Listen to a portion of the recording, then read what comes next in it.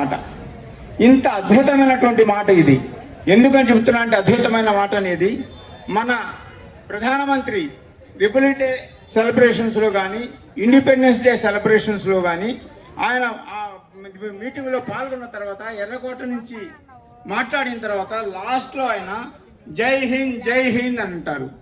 ఆయన జై హింద్ అని పలకగానే టీవీలు చూస్తున్నటువంటి మనం కానీ ఆ రోజు కార్యక్రమంలో పాల్గొన్నటువంటి వేలాది మంది ప్రజలు కానీ మనకు తెలియకుండానే ఒక స్ఫూర్తికి గురయ్యి ఒక ప్రేరణకు గురయ్యి మన చేతులు ఆటోమేటిక్గా వందనం పెడతాయి.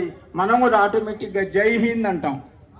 ఎంత అద్భుతమైన మాట చూడండి. జై హింద్ అనే చిన్న పదంలో ఎంత స్ఫూర్తిని నింపేటటువంటి ఒక బలవత్తరమైనటువంటి శక్తి ఉందో ఆ జై హింద్ అనే మాటలో. సైనికులు కూడా మన సైనికులు కూడా పోరాడేటప్పుడు ఒకవేళ శత్రువు ఎదురు నిలబడితే వాళ్ళతో పోరాడి ప్రాణాలు కోల్పెడుతున్నప్పుడు కూడా జై హింద్ అనే ప్రాణాలు కోల్పోయారు. ఇటువంటి అద్భుతమైనటువంటి మాటని కనుగొన్న దేవుడు తెలుసా. మొన్నటి దాకా మనమంతా ఆయన్ని మన తెలుగు బిడ్డడు అంటున్నాం. తెలుగు బిడ్డడే.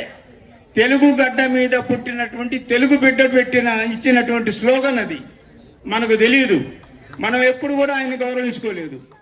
ఆయన పేరేం తెలుసా? అబీద్ హసన్ సఫ్రానీ.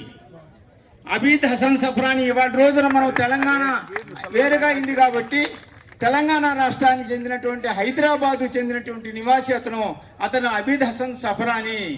ఆ అబీద్ హసన్ సఫ్రానీ అనే అతను ఈ జై హింద్ అనేటువంటి ఒక మహత్తర భారత స్వాతంత్ర సంగ్రామ సాహిత్య చరిత్రలో అద్భుతం అన్నదగినటువంటి ఒక అద్భుతమైనటువంటి మాటని క్రియేట్ చేసినటువంటి వ్యక్తి అబీద్ హసన్ సఫ్రానీ.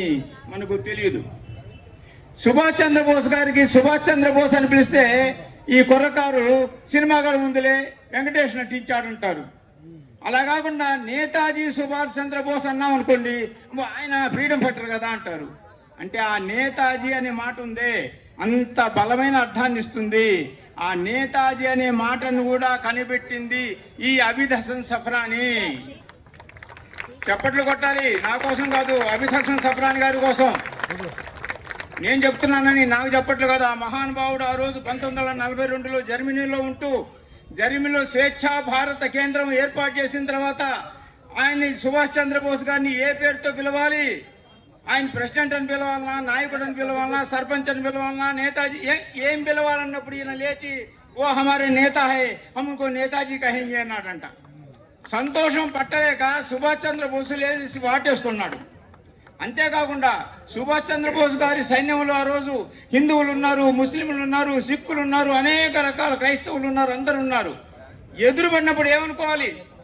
సశ్రీ ఆకారం అనుకోవాలన్నా, సలాం అలైకుం అనుకోవాలన్నా, నన్ను సోదరా అనుకోవాలన్నా, గుడ్ మార్నింగ్ గుడ్ ఈవినింగ్ అనుకోవాలన్నా, ఇలా అనుకుంటుంటే మళ్ళా తేడాలు కనిపిస్తున్నాయి. సశ్రీ ఆకారం అనగానే సిక్ అన్నట్టు, సలాం అలైకుం అనగానే ముస్లిం అన్నట్టు, గుడ్ మార్నింగ్ అనగానే క్రిస్టియన్ అన్నట్టు, ఇలా రకరకాలుగా ఉన్నాయి. అట్లా కాదు, అందరూ ఎదురుపడినప్పుడు ఒకే సంబోధన పదాన్ని పలకాలి. ఆ సంబోధన పదాన్ని క్రియేట్ చేయి అబీద్ హసన్ అని సుభాష్ చంద్రబోస్ ఆయన్ని కోరాడు. ఎందుకు కోరాడు తెలుసా? సుభాష్ చంద్రబోసు జర్మనీ వెళ్ళిన తర్వాత జర్మనీలో ఆయన వెంట ఆయన యొక్క సెక్రటరీగా పనిచేసినటువంటి వ్యక్తి అబీద్ హసన్ సఫ్రానీ. అబీద్ హసన్ సఫ్రానీయే ఆయన వెంట జర్మనీ నుండి జపాన్కు భయంకరమైనటువంటి జలాంతర్గామి యాత్రలో కూడా ఆయన వెంట ఉన్నటువంటి ఏకైక వ్యక్తి అబీద్ హసన్ సఫ్రానీ. అంత నమ్మకస్తుడుగా ఆయన ఉన్నాడు కాబట్టి ఆ రోజు సుభాష్ చంద్రబోస్ గారు ఆయన మాట కోరితే సుభాష్ చంద్రబోస్ గారి మాట మీద అతను ఎలా పిలిస్తే బాగుంటుంది, ఏమనంటే బాగుంటుంది అంటే ఆయన రీసెర్చ్ చేసి జై హింద్ అనే మాటను కనుక్కున్నాడు. 1942లో కనుక్కోవడం అనేటువంటి అద్భుతమైన పదం ఇవాటి కూడా మనం గమనించుకుంటూ చెప్పుకుంటూ వస్తున్నాం. మనం జై హింద్ అంటాం కాదు, జై హింద్ వెనకున్నటువంటి చరిత్ర, జై హింద్ అనే మాటను సృజించినటువంటి ఈ తెలుగు బిడ్డడు యొక్క మనం గుర్తు చేసుకుంటుండాలి. మనం ఈ విషయాన్ని మన మిత్రులందరికీ కూడా పదే చెప్తూ ఉండాలి. అందువల్ల ఏమవుతుందంటే ఆ మహానాయకులు, ఆ మహాయోధులు, ఆ మహామేధావులు వాళ్ళు ఆ రోజు మనకు మార్గం చూపినటువంటి ఒక అద్భుతమైనటువంటి మార్గాన్ని మనం అనుసరించడానికి ఇది పనికొస్తుంది. భారత స్వాతంత్ర సంగ్రామంలో అసామాన్యమైనటువంటి త్యాగాలు, అద్భుతమైనటువంటి ధైర్య సాహసాలు చూపించినటువంటి నలుగురు మహాయోధులు ఇక్కడ ఉన్నారు. చాలా సంతోషంగా ఉంది. ఏం చెప్పాలో నాకు అర్థం కావటం లేదు. ఇక్కడ ఈ ఆజాద్ సెంటర్ సోదరులకు మనం ఎన్నిసార్లు వందనాలు చెప్పినా, ఎన్నిసార్లు సలాములు చెప్పినా ఇంకా తక్కువే అనిపిస్తుంది. ఎటువంటి వాళ్ళు ఉన్నారు తెలుసా ఇక్కడ? చంద్రశేఖర్ ఆజాద్, ఆయన పేరులోనే ఆజాదు. చచ్చిపోతూ కూడా నేను బ్రిటిష్ వాళ్ళ తుపాకు వాళ్ళకు దొరకను, నేను ఆజాద్ని, నేను ఆజాద్గానే చచ్చిపోతా తప్ప బ్రిటిష్ వాళ్ళ తుపాకు ఒళ్ళకు దొరికిపోయి చచ్చిపోయేంతటువంటి ఆ దిగుదారుడు బ్రతుకు నాకు అక్కర్లేదు అని తనకు తానే తుపాకీతో కాల్చుకున్నాను. ఆల్ఫ్రెడ్ పార్క్ లో తనకు తానే తుపాకీతో కాల్చుకుని చచ్చిపోయినటువంటి మహాయోధుడు ఉన్నాడు ఇక్కడ.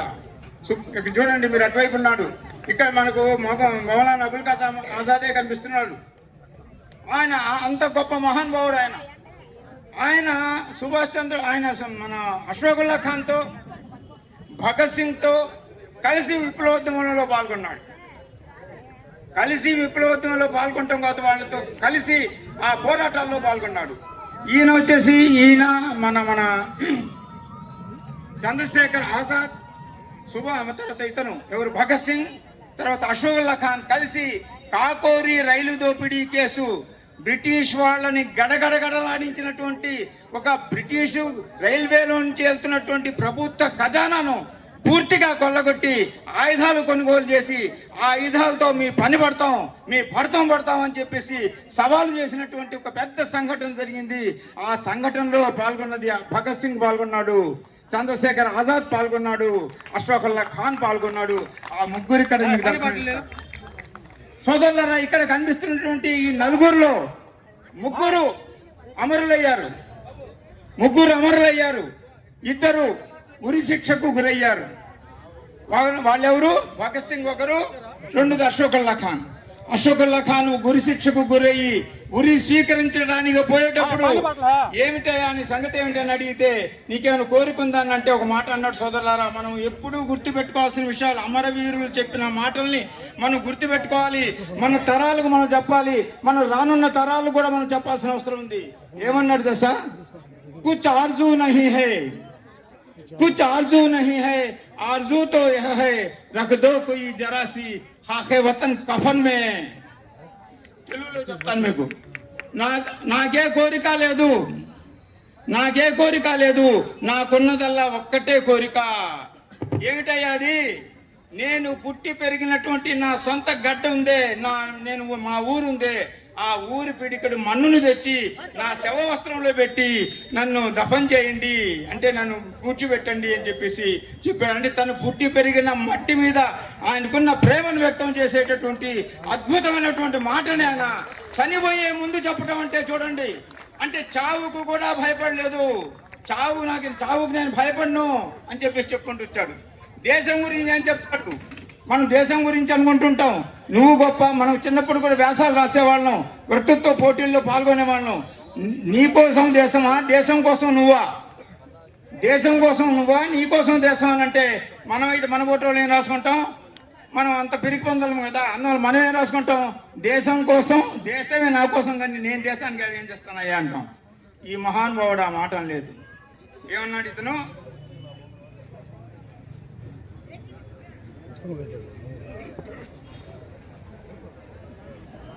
मेरा वतन रहे सदा कायम और आबाद, मेरा वतन रहे सदा कायम और आबाद, मेरा क्या मैं रहूं या ना रहूं.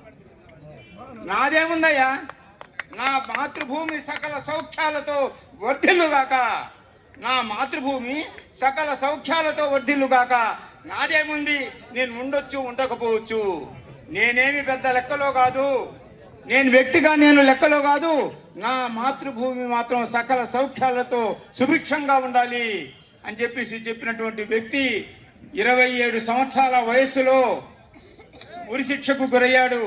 తల్లి వస్తుంది జైలుకి వచ్చి, నాయన ఏంద్రా నువ్వు 27 సంవత్సరాల వయసులో నువ్వు ఇలా చనిపోతే ఎట్లా, ఏంటి, మనం ఏదన్నా అప్రూవర్గా మారిపోతే వదిలేస్తామంటున్నారు, నువ్వు అప్రూవర్గా మారిపోరాదా అని చెప్పేసి బదులాడుకుంటే తల్లితో ఒక మాట అంటాడు, మాతృభూమి సేవలో మరణించడం కంటే గొప్ప విషయం ఏమైనా ఉంటుందా? మాతృభూమి సేవలో ప్రాణాలు అర్పించడం అంటే అంతకంటే అదృష్టమైనా ఉంటుందా? అమ్మా, నీ బిడ్డడు మాతృదేశం కోసం తన ప్రాణాలు అర్పించడానికి సిద్ధపడినటువంటి బిడ్డని కన్నావు. నువ్వు గర్వించాలి, నువ్వు గర్వపడాలి.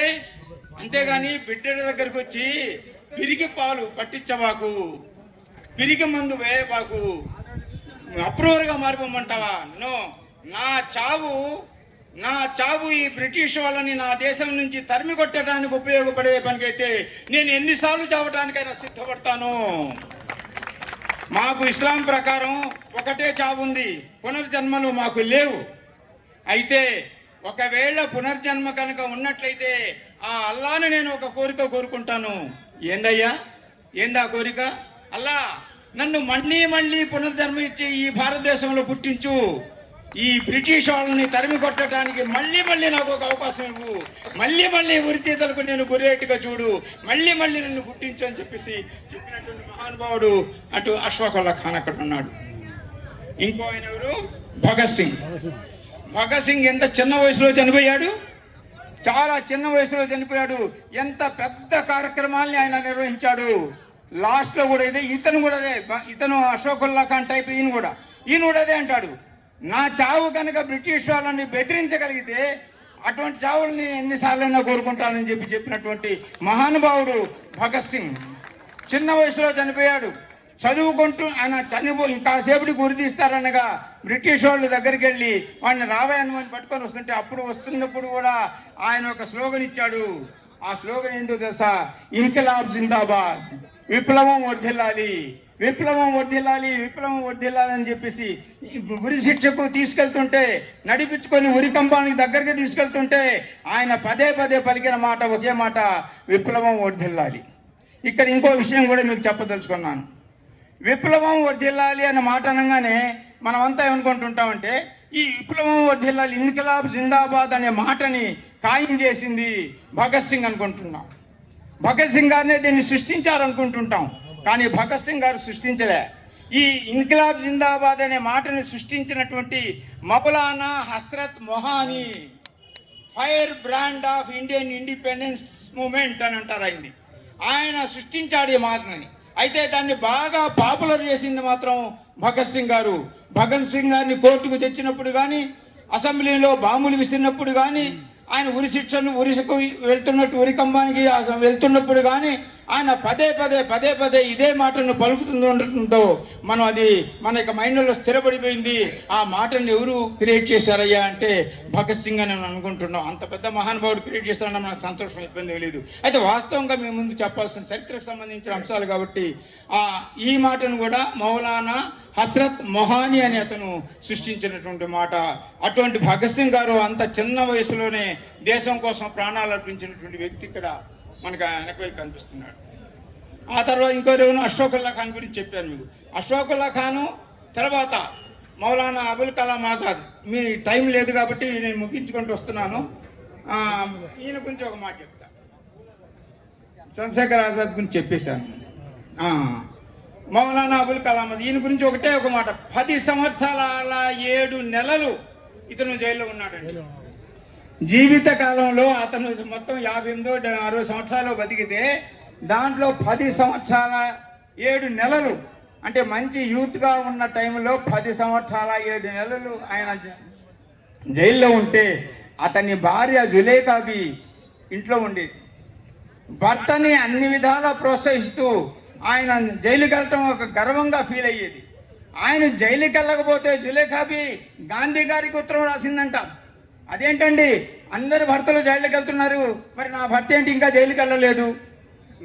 జైలుకి వెళ్ళకపోవటం అనేది ఇంట్లో కూర్చొని బిర్యానీ తింటూ కూర్చోక జైలుకి వెళ్ళి కూర్చొని చెప్పుకూడ తింటానంటాడు ఏంటి మా ఆయన అని చెప్పేసి అని కాకుండా, నా భర్త ఇంకా జైలుకి వెళ్ళకపోవటం మా కుటుంబం అవమానంగా ఫీల్ అవుతుంది అని చెప్పినటువంటి ఆ తల్లి యొక్క భర్త అయినటువంటి ఇతను ఎంతకాలం జైల్లో ఉన్నాడండి? వివిధ జైళ్లలో 10 సంవత్సరాల 7 నెలల పాటు అతను జైల్లో గడిపొచ్చాడు. ఇటువంటి మహామహులంతా ప్రాణత్యాగాలు. ఇతను అమరుడు కాలేదు, ఈయన సహజ మరణం పొందాడు. మిగతా 3 అమరులైన వాళ్లే. ఈ అమరులతో పాటు అంత గొప్ప త్యాగం చేసినటువంటి భారతదేశం స్వాతంత్రం సంపాదించిన తర్వాత ఆయన మొదటి విద్యాశాఖ మంత్రి అయ్యి చాలా మౌలికమైనటువంటి ఆ సంస్థలను ఏర్పాటు చేసేసారు. యూజీసీని ఏర్పాటు చేశారు. ఇండస్ట్రియల్ డెవలప్మెంట్ కోసం, లలిత కళల కోసం, విద్య కోసం, ఉమెన్ ఎడ్యుకేషన్ కోసం అనేక రకమైనటువంటి ఆ మౌలిక ఇన్ఫ్రాస్ట్రక్చర్స్ని ఆయన ఆ రోజు ఏర్పాటు చేయడం వల్లే అతను వేసినటువంటి ఆ పునాదుల మీదనే ఆ తర్వాత అభివృద్ధి అనేది మన దేశంలో పెరుగుతూ వచ్చింది. ఇటువంటి మహానుభావులు, నలుగురు మహానుభావుల యొక్క ఈ స్మారక స్తూపాన్ని ఇక్కడ ఏర్పాటు చేయటం అసలు చాలా ఆనందంగా ఉంది. ఇంత గొప్ప కార్యక్రమాన్ని చేపట్టినటువంటి ఇక్కడ ఉన్నటువంటి పెద్దలకు, ఈ కార్యక్రమంలో పాల్గొన్నటువంటి ఈ మిత్రులందరికీ కూడా నేను మరోసారి కృతజ్ఞతలు తెలియజేస్తున్నాను. ఒక్క మాట చెప్పదలుచుకున్నాను సోదరులారా, ఈ అహ్మద్ బాషా గారు ఉన్నారే, రాయల్ టైలర్స్ అహ్మద్ బాషా గారు, నాకు చాలా సన్నిహిత మిత్రులు. ఆయన బతుకున్నంత కాలం నాతో ఫోన్లో మాట్లాడుతుండేవారు. ఈ ఆజాద్ సెంటర్ గురించి, దీని వ్యవహారాల గురించి కూడా ఆయన చెప్తుండేవాడు. ఇన్నాళ్ళకు ఆయన యొక్క కోరిక కూడా ఆయన చనిపోయిన తర్వాత ఆయన కోరిక నెరవేర్చారు. మీరందరూ ఇక్కడ ఉన్నటువంటి ఆజాద్ సెంటర్లో ఉన్నటువంటి అన్ని మతాలు, అన్ని కులాలకు సంబంధించినటువంటి ఈ ప్రముఖులంతా కలిసి ఇక్కడ ఈ ప్రభుత్వం యొక్క తోడ్పాటుతో ఈ మొత్తం ఇక్కడ ఉన్నటువంటి పెద్దలు అజీజ్ గారి యొక్క సహకారంతో ఇంత పెద్ద కార్యక్రమాన్ని మీరంతా ఆజాద్ సెంటర్ సోదరులందరూ ఏర్పాటు చేసి సక్సెస్ చేసినందుకు, అటువంటి సక్సెస్ఫుల్ కార్యక్రమంలో నన్ను ఆహ్వానించినందుకు మీకు సోదరులు అజీజ్ గారికి నేను ప్రత్యేకంగా ధన్యవాదాలు తెలియజేసుకుంటూ నా ప్రసంగాన్ని కాస్త ఎక్కువ టైం తీసుకున్నాను అనుకుంటాను. ఆ నిర్వాహకులు క్షమించాలి. మీరు శ్రద్ధగా విన్నందుకు ధన్యవాదాలు.